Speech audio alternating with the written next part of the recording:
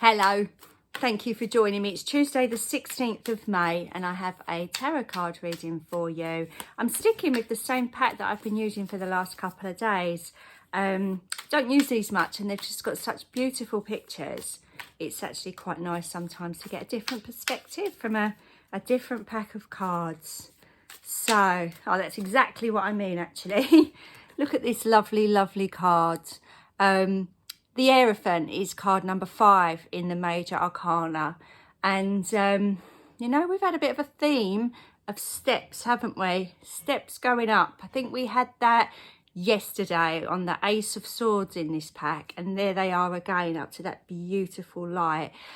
A couple of messages have come out recently for us about being guided by the light and moving up to a higher consciousness. So much so that I feel like I'm repeating myself quite a lot, but there it is, you know, when it keeps coming up in different guises. It's a bit like when you feel really aligned to your soul, you just keep getting that synchronicity and those messages and those symbolism throughout your day, just almost to the point where you go, yeah, all right, I get it, I know you're telling me I'm on the right path. So and I'm thinking of somebody that actually said exactly that to me a few days ago, about a week ago. So yeah, it seems to be happening quite a lot at the moment.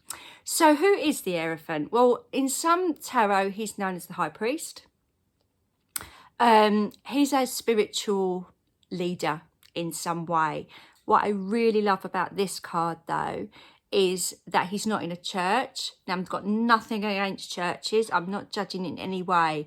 But what I love about this is he's kind of just really happy and at peace. And we've got this beautiful, magical, almost like as if the stars are aligned and he's looking up at them and he understands the pattern of them. He can perhaps see this pattern, whereas other people that aren't truly enlightened like he is would just maybe see the stars. And he's just completely, you know, transfixed with it. It looks like he's just looking up as if to say, yep, I get you, you get me. And it just feels so lovely.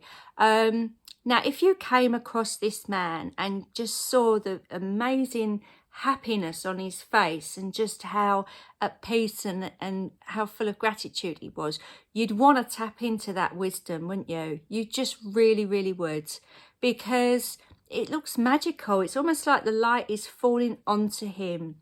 You know, there's certain people in our lives that inspire us in that way.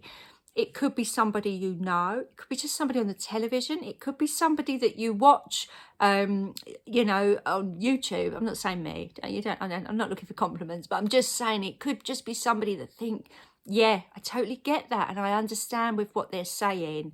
And beliefs are a very personal thing. Yeah, so which I think people that are in, shall we say, organised religions perhaps don't always get, because they're just indoctrinated in their belief, which is why I said to you, I like the fact that this Hierophant is not in a specific church. Yeah, he's out in the universe. It's almost like he's connecting with me in a way that I haven't actually seen before in other Hierophant cards. Because I do feel sometimes the negative aspect of the Hierophant can be that kind of belief can be a little bit life limiting, and also mean that you're a bit disempowered in some way because you're looking for somebody else to kind of give you the message. But this guy's just doesn't seem like that, does he? Like, sit with me and just spend 10 minutes with me and you will get that feeling that I get. And that's, you know, just a complete joy and love. So the reason I didn't pick the other card up with it was because I didn't want to distract from that message, because the other card is the Tower. But again, look at this card. How could you be frightened of that cute little squirrel? You know, he's looking up, isn't he, at that, it's kind of attacked his dray there, isn't it? Is that what you call a squirrel's nest? A dray? I think so. And he's just looking up and he's like, oh, okay, that's happened, has it? But animals just kind of get on with it, don't they? And then just go off and find somewhere else to live. Can you also see those butterflies? We've had a bit of a butterfly theme, haven't we?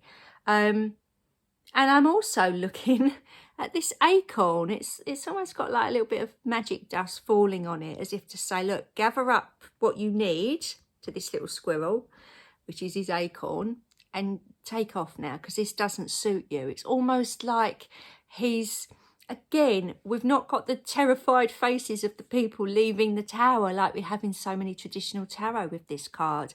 We've just got the animal, and animals get nature. Animals get what they need to do. They don't sit there thinking, oh, I don't know if I'm good enough to build another dray somewhere else, you know. Oh, I don't know. I've only got 2 acorns. I think I might need 3. Do you what I'm trying to say? You know, humans massively overthink things on an industrial scale, don't we? But this guy's just going to go, all right, message received. Pick up his acorns. He's off. Go and start again elsewhere. And, you know, it sounds like I'm being quite flippant and quite disrespectful to people that are at this stage in the tower where they have got to make massive life-changing decisions. I'm not taking it away from the fact that sometimes they're thrust upon us. Sometimes we have to make the choice ourselves. Sometimes they can be a really reluctant ending.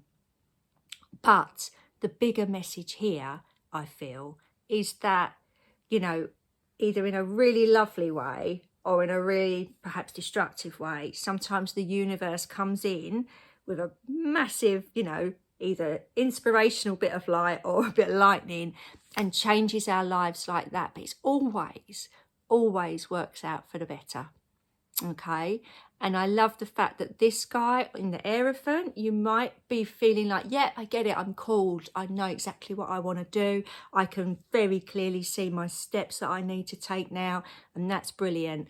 Or you might be reluctant, or it suddenly just it hits you that something has changed and is ended and there's a new beginning. And you're like, oh, didn't really want that. Wasn't really expecting it. But it's the same thing. If you can embrace that sort of feeling and know and trust that it is for the better, then everything will work out. And, you know, sometimes at these moments in our life, you do, with the benefit of hindsight, look back in 6 months or a year and go, oh, I'm so glad that happened. And that can be in both of these situations. So I feel that these 2 cards are coming in to cover everybody. So whether good or bad changes are happening in your life, they're coming down with that divine timing, that this is the right time for them to happen. Okay. Again, I just want to draw you, I know this is a tarot reading, so I'm not going to go on too much about it, but there's a lot of astrological changes this week. You've got Mercury's just gone direct, Jupiter has gone into Taurus, and there's a new moon at the end of the week as well. So there's lots and lots of times of change and manifesting new beginnings. And I think these 2 Major Arcana cards are pretty much summing that up beautifully. So I'm not going to talk about the astrology. I'm just going to leave it with these 2 cards and hope that that message really resonates with you. Please do send me a comment if it does, and like and subscribe to my channel. It'd be lovely to have that as well. So thank you so much for joining me. I'll be back again tomorrow. Bye for now.